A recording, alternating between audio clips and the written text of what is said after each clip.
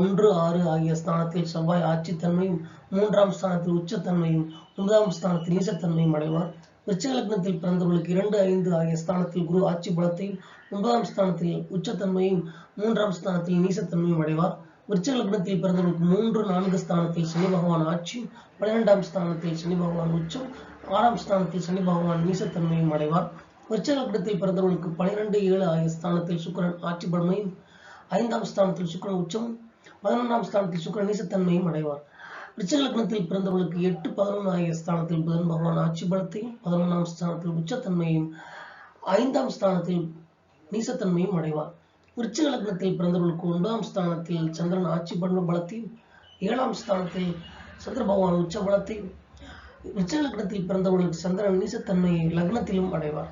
விருச்சிக லக்னத்தில் பிறந்தவர்களுக்கு 10ஆம் ஸ்தானத்தில் சூரியன் ஆட்சி தன்மை அடைவார். 6ஆம் ஸ்தானத்தில் சூரியன் உச்சத்தன்மை